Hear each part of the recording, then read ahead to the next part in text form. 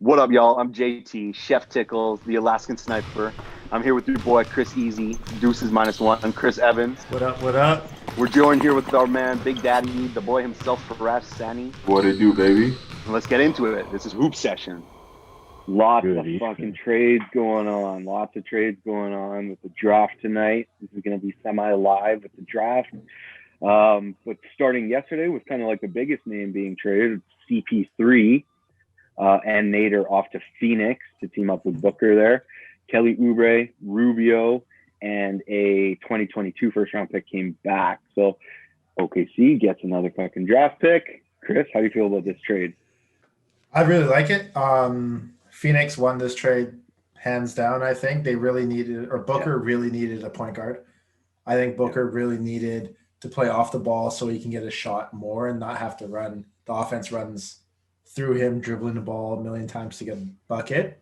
I think his game is more play off ball, come off screens, catch, shoot three, easy. So, I mean, Booker's probably hype. CP, I feel like he's ecstatic to go somewhere with another all-star on your team. So if you think about it, Phoenix does have Booker and CP as their all-stars who are proven all-stars in the league. You have a young DeAndre Ayton. Yeah. Like I wish they could have kept Oubre. I really do. Oubre, yeah. If they kept Oubre, they'd be pretty stacked for the Western Conference. But you still have DeAndre Ayton, and you run in pick and rolls with DeAndre and Chris Paul. I think that can be a big force. And then you have Chris Paul dishing it to Booker as well. That's probably like not unstoppable, but probably like middle of the pack playoff Western Conference team. Surprise somebody maybe. Upset maybe somebody in the first round as a 6th seed. So I think Phoenix is very well off this year going into the season. Do you think they're going to make a couple more moves, or do you think that's it? I think, like what you said, all those pieces are nice, and they still have Dario Saric coming off the bench too. Mm-hmm. Chris Paul with somebody like Dario Saric is like, that guy's like, thank you God, I have a freaking point guard again. Yeah. But yeah, Oubre would have been really nice to keep, right? I think what they're trying to do is get Mikal Bridges into that role. Like similar type player. He's just a couple years younger, so he's cheaper, right? But yeah, you think like high ceiling for them is them winning a first round matchup? That might be tough. I think so, especially with CP as your leader. Mm-hmm. And then like I said, Book can play off the ball. But I think if they get into like the 5-6 seed, maybe play like a Dallas or like, I want to say Warriors, but now that Clay's hurt, who knows? Yeah, maybe if they do catch the Warriors in the 3 seed, maybe that could, if Clay's not back in time or whatever, I feel like that might be an issue. But I think they can really give Dallas a run for their money. Maybe even the Clippers, but who knows? Yeah, who knows, right? Another move coming down the chain yesterday was Robert Covington getting moved to Portland.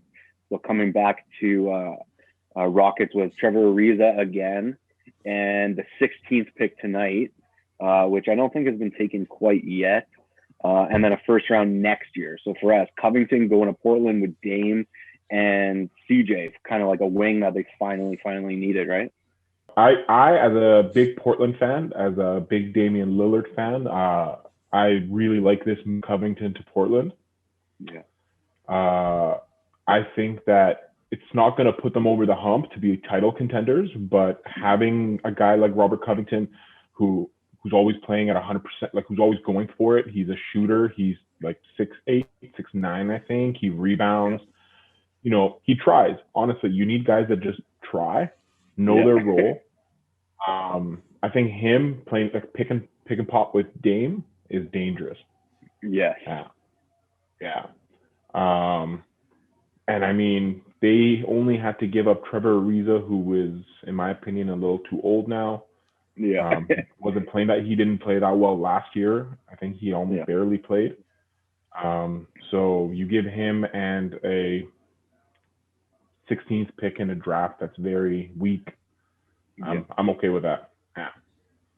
Yeah, exactly. I think, having Covington come back is kind of like your 3 or your 4, depending kind of what you do, how you play with Melo, Zach Collins. Obviously, Nurkic is your 5.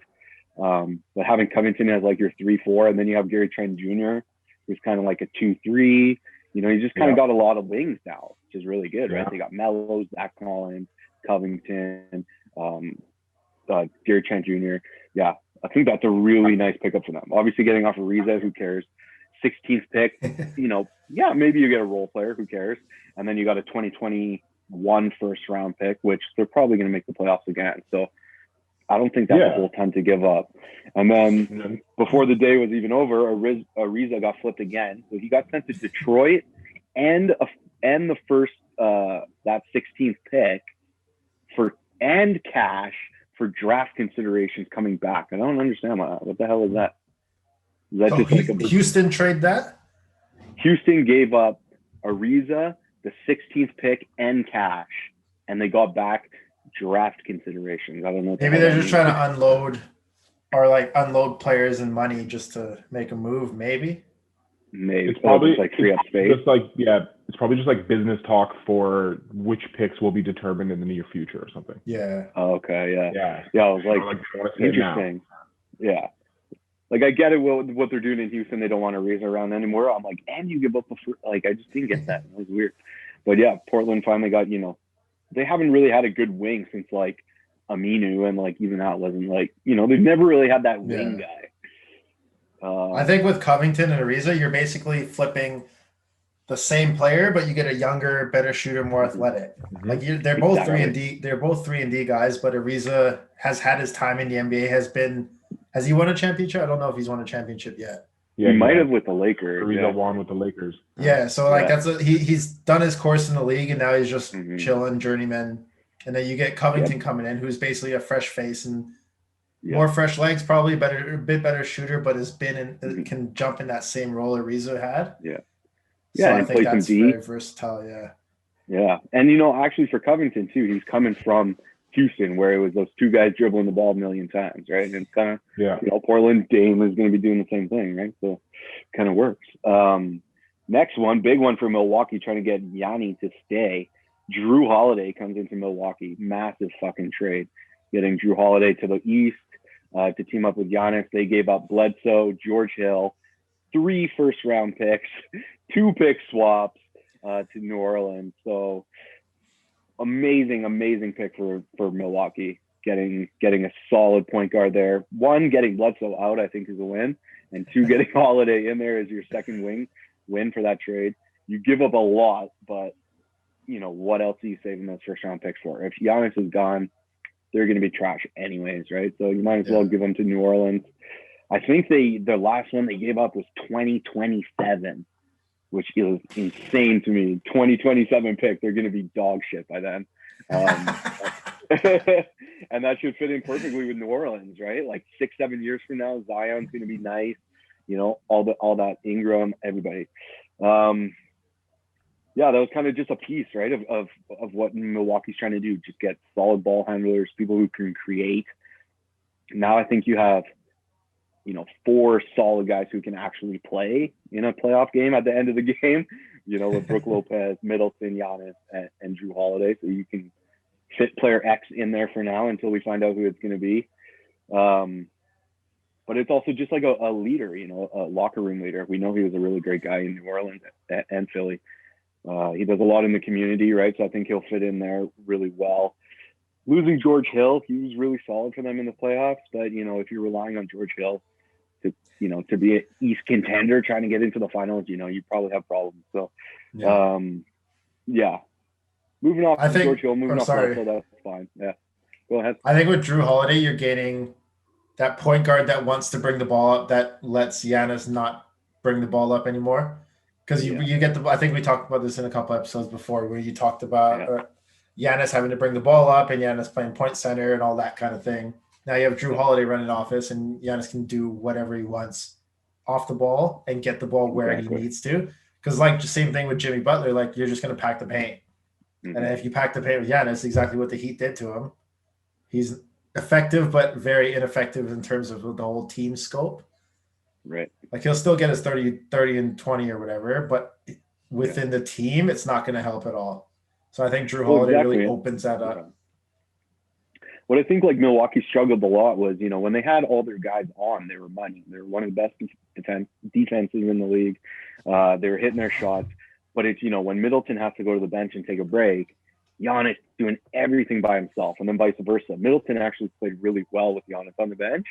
But now if you have Holiday and Middleton out there, you're feeling a lot better about Giannis getting, 8-10 minutes sitting on the bench. And then even when Middleton goes there, you got Drew Holiday and Giannis against your second unit. Yes, please. I'll take that all day long. Oh, man. So now, like in New Orleans, you got Lonzo, you still got you got Ingram, you got Zion, they got JJ Redick's there, Derek Favors, Eric Bledsoe. They're looking pretty nice too, honestly. They're looking pretty nice too. And then with Milwaukee there, they got Drew Holiday, Middleton, Giannis, Brook, like we all kind of talked about. So anything to add there on either side, Pelicans or Milwaukee, for us? It's a nice trade for both teams, man. Obviously, it has bigger implications for Milwaukee because they're title contenders. And I think Drew Holiday, they were already title contenders. And I think with Drew Holiday coming out, they might still be, if not favorites, like very close to being favorites. Again, winning it. Yeah, well, yeah, there you go, man. You got Drew Holiday, who's he's a proven all-star. Yeah. Top three, in my opinion, top three defensive players in the NBA. Yeah. For being 6'5", I think he can guard 1 through 4 in today's NBA, which is crazy. Yeah. Like he's just I see you. Yeah, Marcus Smart too. Don't forget. With all due respect to Marcus Smart, well, Drew Holiday is the better offensive player there because he's still. I'll agree with that 100%. Drew's the better player. Yeah. Drew's the better player. I mean, in Milwaukee, I think Middleton will still probably be the second option most of the time. Yeah. But it's nice to have Drew there as that other go-to option that Giannis has. Exactly. Who can also hit shots. Yeah. As much as I used to be a very big Bledsoe fan, I think injuries and just time has taken its toll on him. Yeah. He's not the same player that he used to be. I used to call him Mini LeBron, man. The guy was like he just can't shoot, right? There you go. In today's NBA, you need to shoot. Yeah, especially as a point guard, especially if you're going to play with Giannis. Yeah. Do you think Bledsoe in New Orleans brings experience, or it's just like he's just there to hoop? I think George Hill brings the experience and that veteranship. I think Bledsoe, like you said, is probably just there to hoop. I think they'll probably move Bledsoe. Yeah. I don't know what his contract situation is like for a buyout, but they also have Josh Hart in New Orleans. No, feels like they might be getting a little guard heavy. Yeah. Yeah, it's true. Especially you want Ingram touching the ball a lot. JJ Redick, is coming off screens, but he needs minutes at least. And like you said, Bledsoe's kind of just like the odd man out at that point. So I don't know who might need a backup. And Lonzo's still backup. there. Lonzo's still there. Dude, they have Zion there too. Yeah. You're talking about even guards though, right? Oh yeah. But still, you're right. But yeah, I think it's a good trade for Milwaukee, 100%. The other piece that went down for Milwaukee was Bogdanovic going to Milwaukee in a sign-in trade for DiVincenzo, Ilyasova, and DJ Wilson. DJ Wilson probably not in the league pretty soon. Ilyasova's at the end of his career, and DiVincenzo can do some stuff, but as we heard recently, that didn't go through. Bogdan did not agree to the sign-in trade, so he's going to enter free agency. So that obviously screws with Milwaukee. Now, I think another move is kind of imminent. I've been hearing a lot of hints and rumors and this and that. So I think that's cool on that side that we probably get another trade now. Yeah. We can look at another piece. But for Bogdan, what do you guys think? I don't know where. I think any team would love to have him. Any contender would love to have him. But where do you think makes sense? And how much do you think he's worth? I think he was only getting $8 million before this. So I think in today's NBA, he can easily get 15 to 20 a year. A year? Ooh. I think so because he's young enough.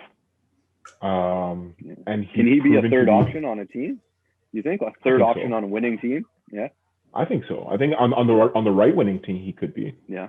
I think he's still very, very young. Yeah, he is. Yeah. But he's proving that he can take big shots, and he's not scared to take them, and he's a very good proven shooter. Yeah. And I think overall he's just a good player as well. Yeah. Part of that newer age of the European guys coming over. Yeah. Who are just solid. But I mean, it's a smart move by him to go into restricted free agency. Because I think if he'd gone to Milwaukee, he might have the minutes would have gone down a bit, just because there's so many more options on the team. So many more guys need touches. Yeah. So his value would have gone down next year. Yeah. Yeah. Well, the thing is, like in Sacramento, he kind of had the same situation, right? Buddy Hield is literally the exact same person as him, and then you have De'Aaron Fox. You got Harrison Barnes.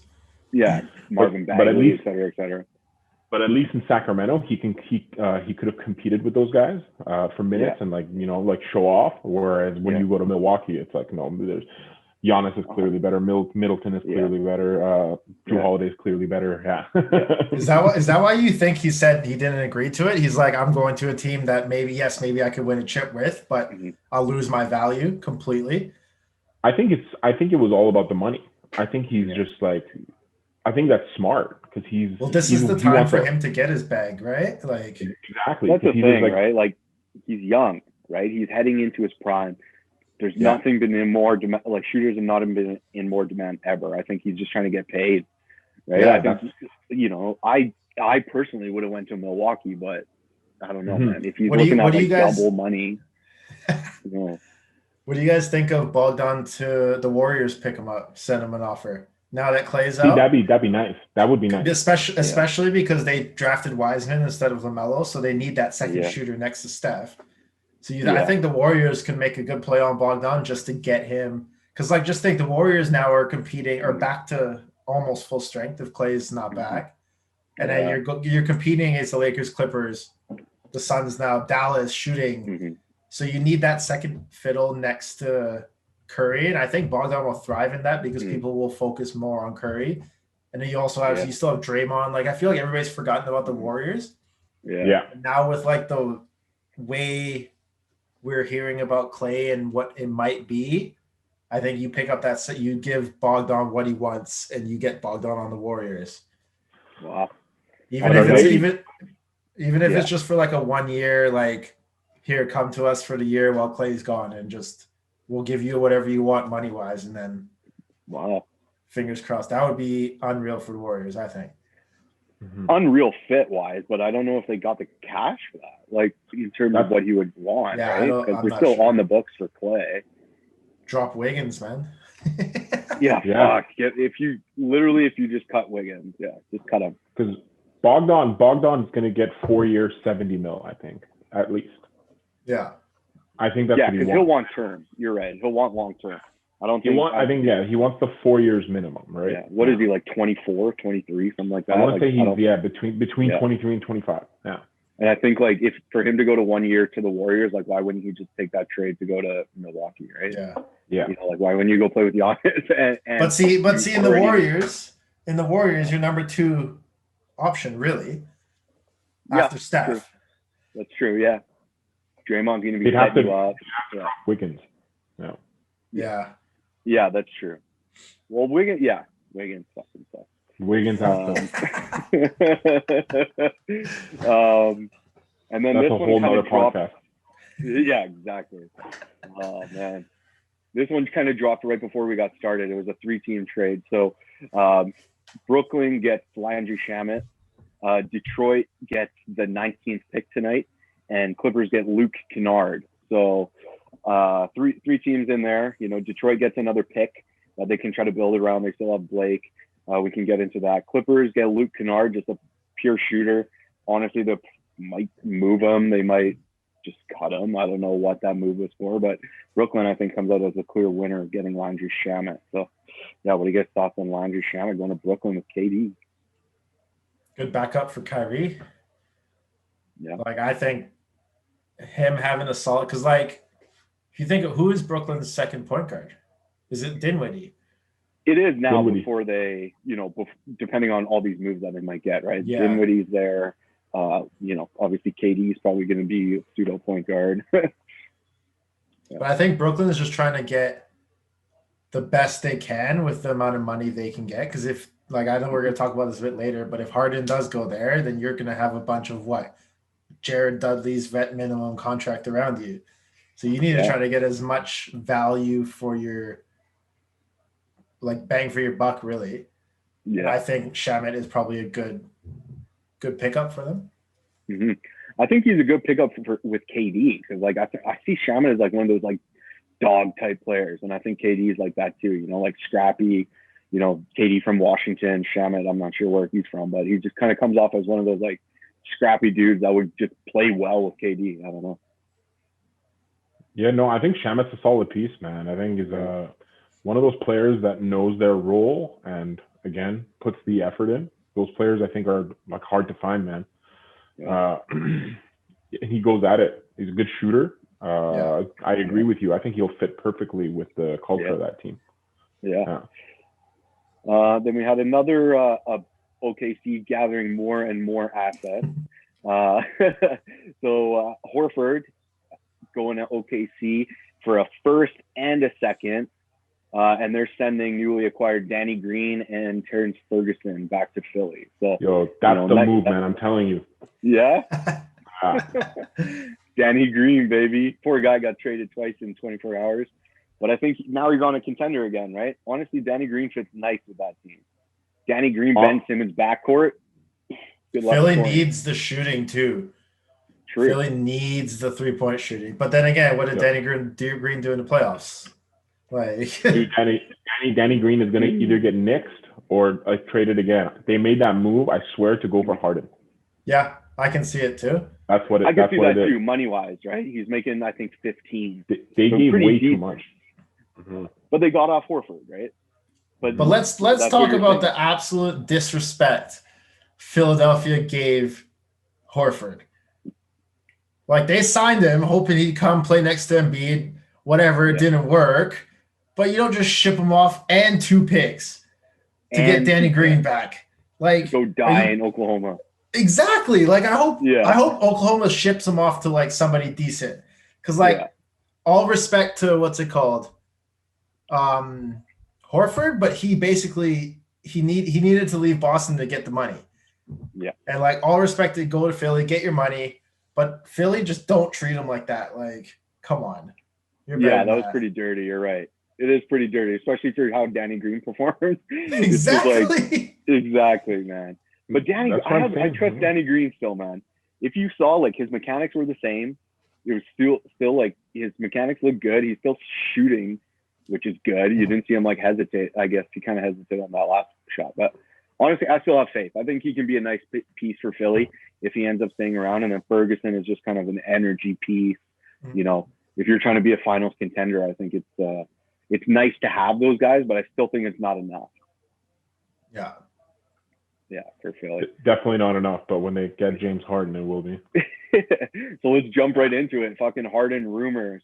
The big one, Brooklyn, to go play with KD and Kyrie, which would be absolutely ridiculous. Yeah. It'd just be the most fun on 2K.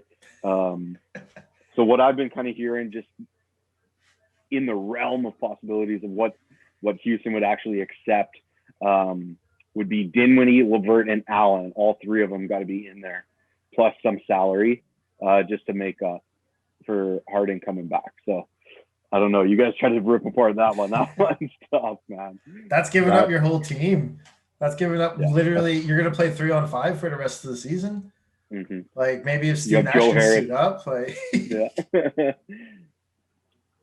Yeah, I mean, you're giving up a lot of solid guys, like solid semi-young guys as well. Exactly. But if you look at it numbers-wise, I think Harden probably covers Dinwiddie and LeVert. I guess you're really giving up Allen. Yeah, you're giving up Allen and some other players, but but the remaining role players, like Chris was talking about, you're gonna have to find like quality dudes at like bargain prices. You think Dwight Howard would go there? Or Dwight wants his money, but if Dwight didn't, or somebody like maybe Boogie would go there on a vet Boogie min. would go there.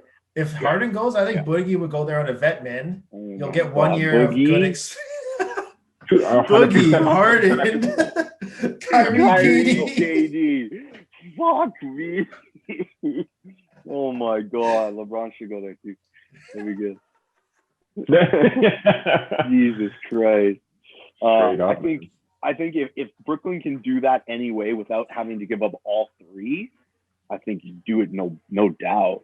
If you do have to give up all three, I think you still do it. Man. Like you still do it. You're sacrificing your whole future, but fuck the Harden, KD, and Kyrie for at least 2 years, right? Mm-hmm. That's not bad. I think part of the deal would be if you have to give up all three, you make Harden sign an extension because he declined that extension in Houston. So maybe you restructure.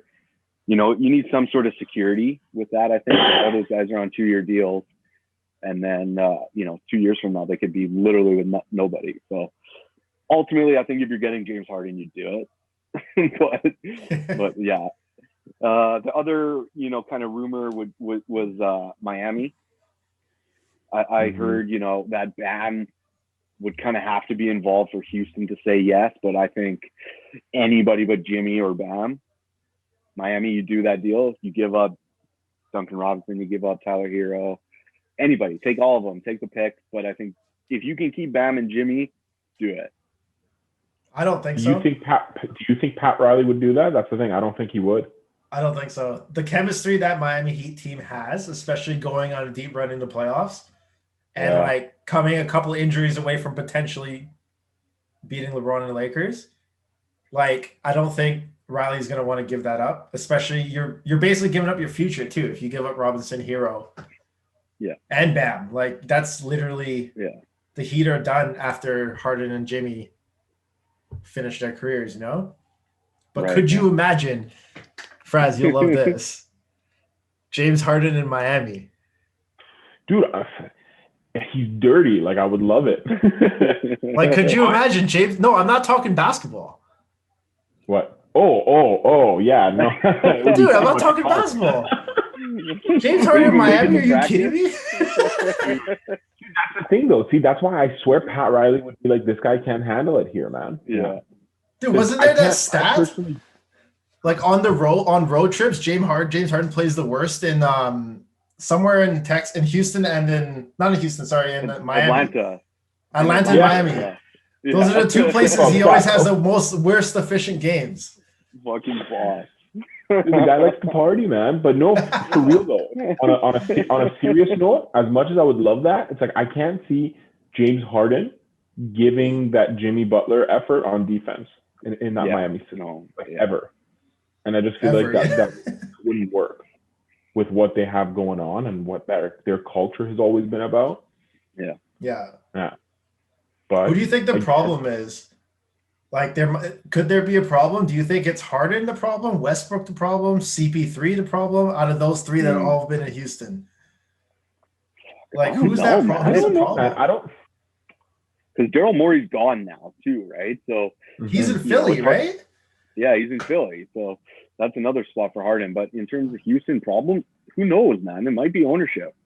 It might be ownership in terms of getting in with that. Wasn't there problems with like T-Mac way back in the day too? I don't quite remember. I don't know exactly. Yeah, I don't remember. No? Yeah. But yeah. That was different ownership too, wasn't that? I don't know back then. But Daryl Morey going to Philly, right? So that's the other potential there.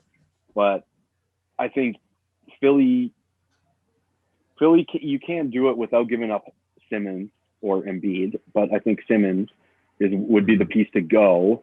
And I think that Simmons is probably the best player that Houston can get back right now. But that's the thing. Do you want the best player back or do you want the best assets back? Right? But Harden with Embiid would be ridiculous. Absolutely ridiculous. That screen and roll? Yeah. Absolutely ridiculous. Maybe a little soft defensively, but geez, absolutely ridiculous. Now that they have Danny Green too. I did read somewhere Harden going to Philly. No, sorry. Houston would be down for just bringing Harden and Westbrook back to training camp and it being awkward for them and being awkward with Yeah. them in the organization. Just to like, if they don't get what they want, because Houston really has the final say, So Well, it's that's like, the thing. Like, they can just say no. Like, Westbrook, Yeah. Harden, they can ask for trades all they want. They can just say no. And then it's all back on that Harden. Are you going to show up to camp? And if you're not, we're going to fine you. And I think Harden. no, is the just kind say, of guy who okay, just- if you don't show up, like, whatever, you're not going to play. We'll just have you sit. I know it's a terrible look, but take the power back into the organization rather than just let the players have all the power. Exactly. Because that's the thing. He doesn't have a no trade clause, right? So it's like you don't have a say, right? It's like I don't have to trade you just because I want. If I can get so and so back, but with 2 years left on his deal, they can just say no and trade him next year, right? Exactly. Dennis Schroeder going to Lakers for Danny Green. Rondo probably gone as well in free agency. Schroeder's probably the starter, depending on how much they believe in Caruso. But I think that obviously that's a huge pickup. I think we're all up on Schroeder going to the Lakers. Hopefully Kuzma can fill in a little bit of Danny Green's role. But anything else to add on that, guys? I like the move. I think they upgraded because I think Rondo was a goner. I think he's going to go try to get a little bit more money at the end of his career now. A little bit more security, whatever it is, a 2-3 year deal. Schroeder fits well with LeBron, man. I think LeBron's going to love him. He goes hard. He tries hard. He's improved his shooting. You saw it in OKC. I think learned a lot there, man. I think Chris Paul mentored him quite a bit. I think that's great point. I think Schroeder with AD is going to be even better, just because when LeBron's done, it's going to be Schroeder and AD's team. And I think Schroeder's looking for that starting point guard, no shadow of Chris Paul, just to have his team and then have AD next to him. And that's going to be the Lakers' core going forward once LeBron leaves or once LeBron retires.